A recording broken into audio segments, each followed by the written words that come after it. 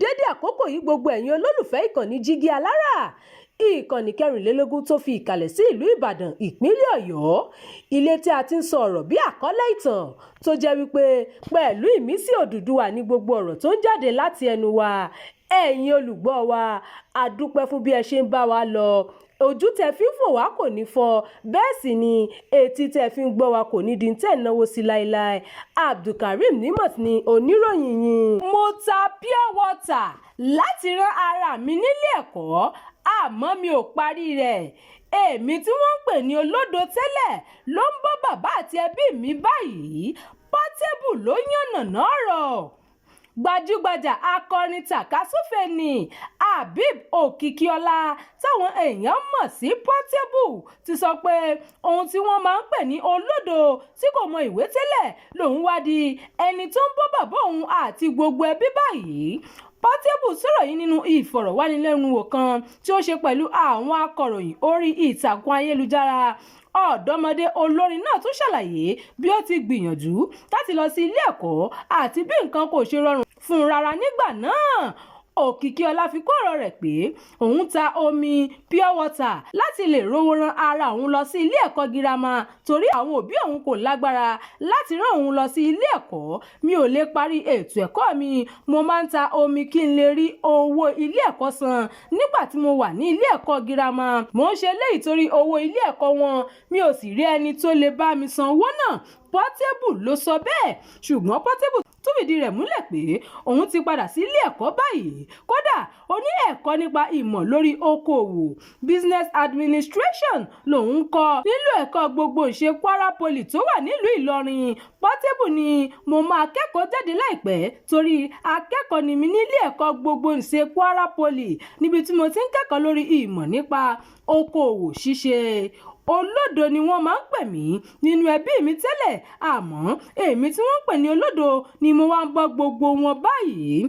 Ọmọ Lálọ́mí kò ṣàìfi àìdùnnú rẹ̀ hàn lórí ayélujára àìríṣẹ́ṣe tó ń kojú àwọn ẹbí rẹ̀ tí wọ́n kàwé. Bàbá mi rán bọ̀dá àti àǹtí mi lọ sí ilé ẹ̀kọ́, ó máa ń bà mí nínú jẹ́ pé ìjọba kò fún wọn níṣẹ́ tàbí ṣe ìrànwọ́ kankan fún wọn. Èmi náà ni mò ń bọ́ gbogbo wọn báyìí. Bákan náà ni wọn ò rí ìrànwọ́ kankan gbà láti ọ̀dọ̀ ìjọba. Portable ló sọ bẹ́ẹ̀. Ta ni Portable wèrè olórin ìdààmú àdúgbò gan-an? Ọmọ bíbí ìlú Abẹ́òkúta ni Habib Òkìkíọlá tí a mọ̀ sí Portable, àmọ́ àdúgbò Sango Ọ̀tà ni wọ́n bí sí tó sì gbé Mushin Olóòṣà dàgbà.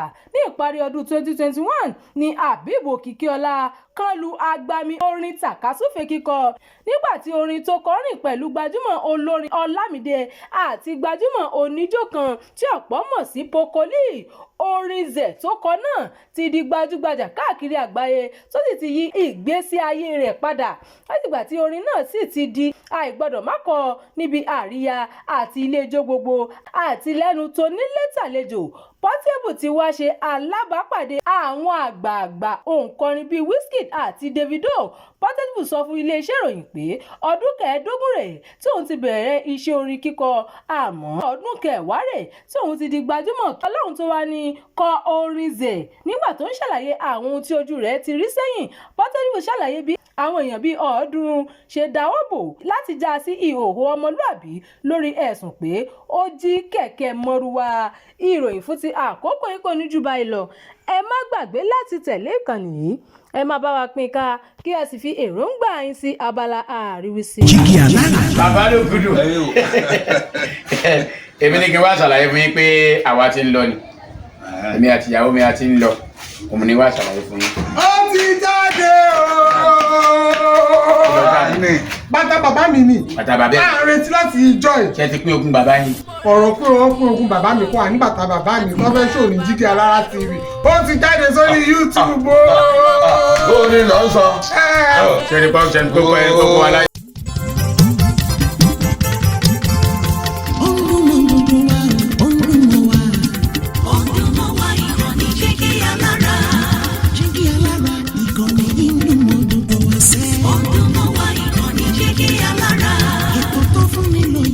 Ètò tó wà ní lọ́yẹ̀ wà ń bẹ̀. Ọdún mọ́ wá ìkànnì Jígí Alára. Ìròyìn lóríṣiríṣi tàbí mọ́ bó ṣe ń lọ láwùjọ.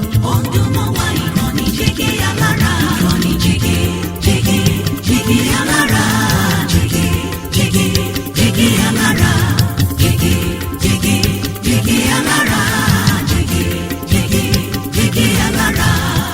ìkànnì jígí alára kẹrìnlélógún bàbá gbogbo.